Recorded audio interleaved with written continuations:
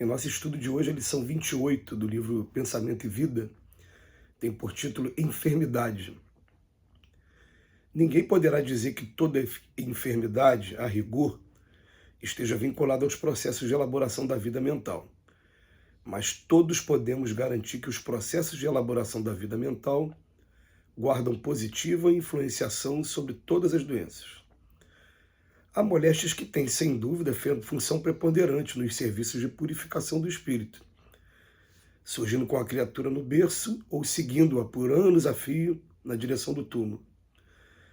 As inibições congeniais, as mutilações imprevistas e as enfermidades dificilmente curáveis catalogam-se indiscutivelmente na tabela das provações necessárias, como certos medicamentos imprescindíveis figuram na ficha de socorro ao doente.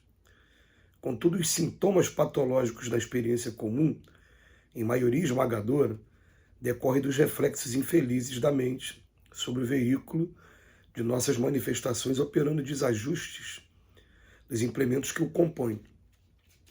Toda emoção violenta sobre o corpo é semelhante a martelada forte sobre a engrenagem de máquina sensível, e toda aflição amimalhada é como ferrugem destruidora, prejudicando-lhe o funcionamento.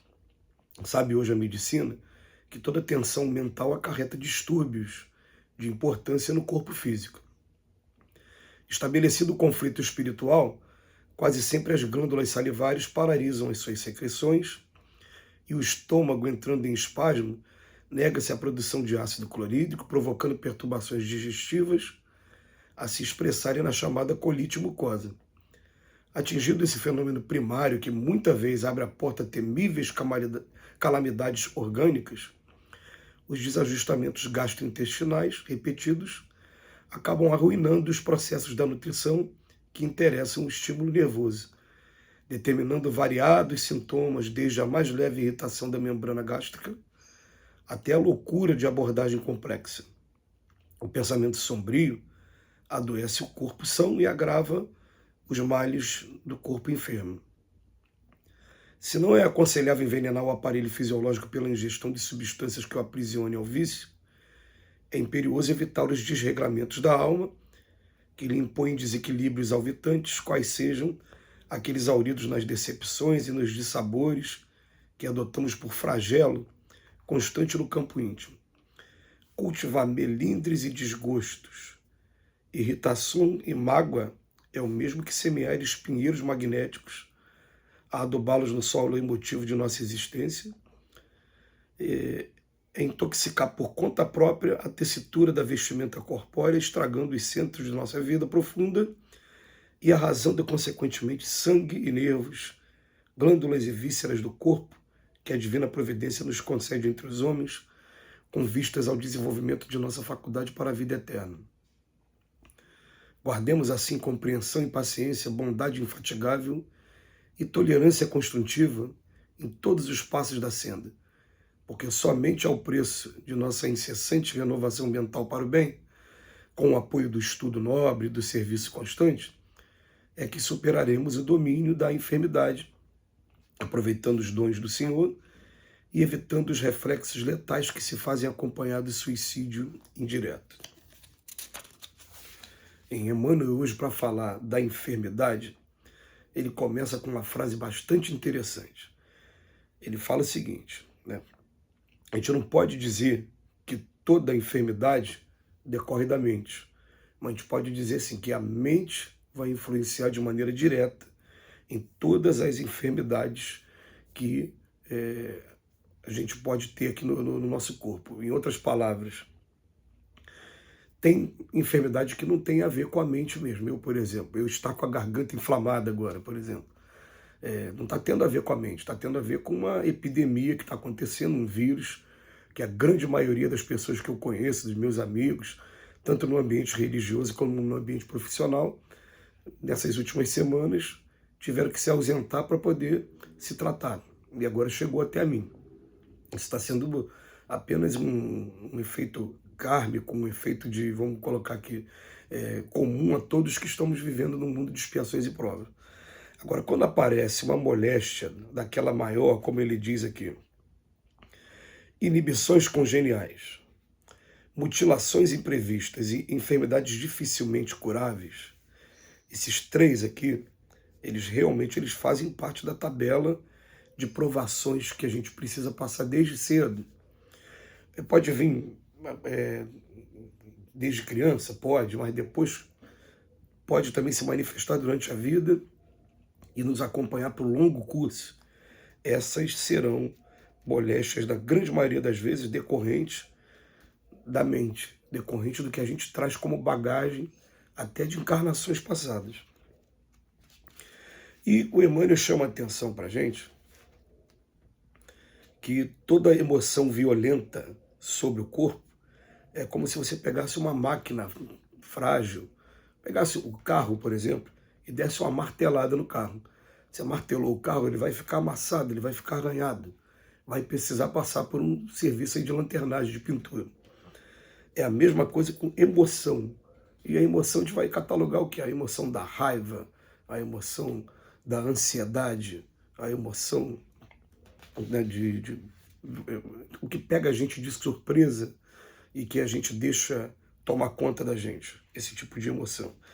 O problema é quando a emoção passou aquele tempo entre o instinto e a inteligência, e a gente ainda continua mantendo aquela sensação com a gente. Aí realmente o negócio toma um rumo bem mais complicado, que vai trazendo consequências, que o Emmanuel, ele deu um exemplo bem simples. Ele vem dizer para a gente que daqui a pouco as glândulas salivares, né, paralisam as suas secreções, é uma coisa chamada amilase salivar, que é a saliva nossa. Aí depois ele desce aqui pela faringe e vai até o estômago. Fala, o estômago também para de produzir o suco gástrico, que até ele chama aqui de ácido clorídrico, e já começa a trazer perturbações digestivas. Ele fala, ó, é um fenômeno primário, mas abre portas para um monte de coisa que daqui a pouco começa a aparecer com o tempo. Vai trazendo os desajustamentos gastrointestinais. E a grande maioria das vezes, por conta de comportamentos nossos, é a mente que está trazendo esse problema para o nosso corpo.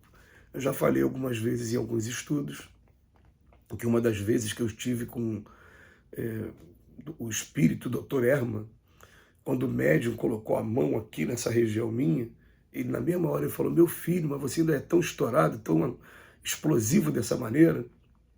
Quer dizer, ele conseguiu, por um simples toque aqui, nesse meu chakra, nesse meu campo de força, ele é o que é o campo gástrico mesmo, é o nome dele.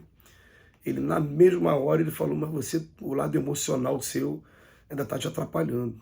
E, com muito carinho, logo em seguida, ele falou, não, mas eu estou vendo que você está trabalhando, você está estudando, né? Mas vamos junto, você vai, eu acredito com sinceridade, você vai conseguir superar isso aí. Quer dizer, me deu força ainda. Mas o nosso corpo está o tempo todo espelhando aquilo que nós somos. E a gente só vai dizer assim, algumas vezes a gente fala, né, toda doença é educativa para o nosso corpo. Não deixa de ser.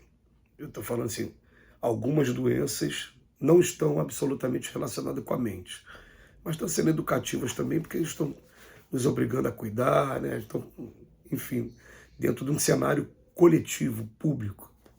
Agora, a gente promove um monte de doença no nosso corpo físico por conta da intemperança, e o Emmanuel vem até falar para a gente aqui, ó, evitar cultivar melindres, desgostos, irritação e mágoa.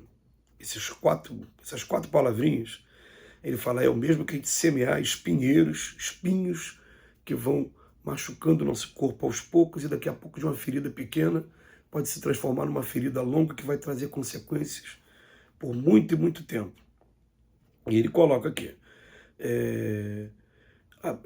adubá-los no solo emotivo de nossa existência é intoxicar, por conta própria, essa vestimenta corpórea, estragando os centros de nossa vida profunda e arrasando, aos poucos, sangue, nervos, glândulas e vísceras do corpo, que a divina providência nos concede entre os homens.